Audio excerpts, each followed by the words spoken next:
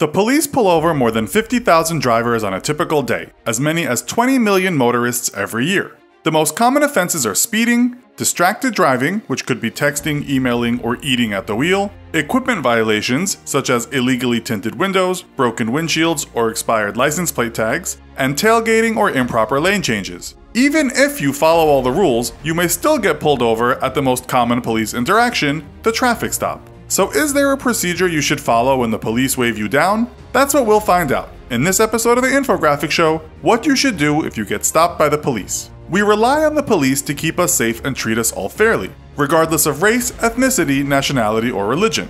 Understanding how to interact with the police and knowing your rights is vital for ensuring things run as smoothly as possible when the police do stop you. You might be stopped in your car, you could be questioned in a public place, or the police could even come to your home one day if investigating a crime. The American Civil Liberties Union, or the ACLU, is a non-profit organization whose mission is to defend and preserve the individual rights and liberties guaranteed to every person in this country by the Constitution and laws of the United States. Let's see what they can tell us. But before we look at what you should do in different scenarios, let's first look at the rights Americans have when interacting with the police. Number 1, you have the right to remain silent. If you wish to exercise that right, say so out loud. Number 2, you have the right to refuse to consent to a search of yourself, your car, or your home. Number 3, if you are not under arrest, you have the right to calmly leave. Number 4, you have the right to a lawyer if you are arrested, ask for one immediately. And number 5, regardless of your immigration or citizenship status, you have constitutional rights. Now let's look at the different scenarios. If the police flash you down in your car, stop the car in a safe place as quickly as possible. Turn off the engine, turn on the internal light, open the window partway and place your hands on the wheel and wait for the policeman to come to you. If you're asked to give your name, you should provide it. If you're asked for your driver's license, registration, and proof of insurance, you should provide it. You should say nothing more to the police other than asking whether or not you are free to leave. If a police officer asks to look inside your car, you can refuse to consent to the search. But if the police believe your car contains evidence of a crime, your car can be searched without your consent. And as we mentioned with your rights, both the driver and passengers have the right to remain silent. If you are a passenger, you can ask if you are free to leave. If the officer says yes, sit silently or calmly leave. Even if the officer says no, you still have the right to remain silent. What about if the police stop you in public for questioning?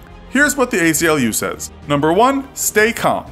Don't run. Don't argue, resist, or obstruct the police, even if you are innocent or police are violating your rights. Keep your hands where police can see them. Number 2, ask if you are free to leave. If the officer says yes, calmly and silently walk away. If you are under arrest, you have a right to know why. Number 3, you have the right to remain silent and cannot be punished for refusing to answer questions. If you wish to remain silent, tell the officer out loud. In some states, you must give your name if asked to identify yourself. Number 4, you do not have to consent to a search of yourself or your belongings, but police may pat down your clothing if they suspect a weapon. You should not physically resist, but you do have the right to refuse consent for any further search. If you do consent, it can affect you later in court. If the police come to your home, you do not have to let them in unless they have certain kinds of warrants. Ask the officer to slip the warrant under the door or hold it up to the window so you can inspect it. A search warrant allows police to enter the address listed on the warrant, but officers can only search the specific areas and for the specific items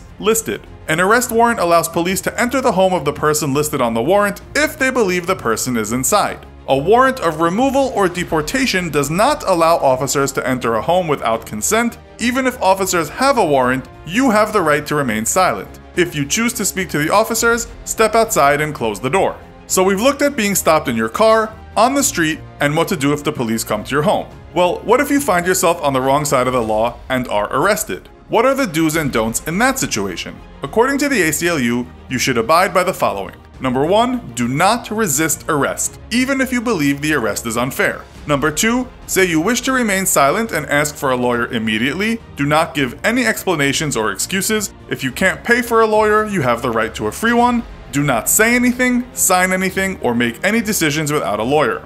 Number 3, you have the right to make a local phone call. The police cannot listen if you call a lawyer. Number 4, prepare yourself and your family in case you are arrested. Memorize the phone numbers of your family and your lawyer. Make emergency plans if you have children or take medication. If you're a non-citizen, there are also some special considerations to take into account. You should ask your lawyer about the effect of a criminal conviction or plea on your immigration status. Don't discuss your immigration status with anyone but your lawyer. While you are in jail, an immigration agent may visit you. Do not answer questions or sign anything before talking to a lawyer. Read all papers fully. If you do not understand or cannot read the papers, explain to the officer that you need an interpreter. That covers most of the situations where you could be stopped or ever detained by the police. Of course, the best thing is to stay out of trouble, but then all of us at some point will come in contact with law enforcement, so it's always good to know your rights and understand how to behave.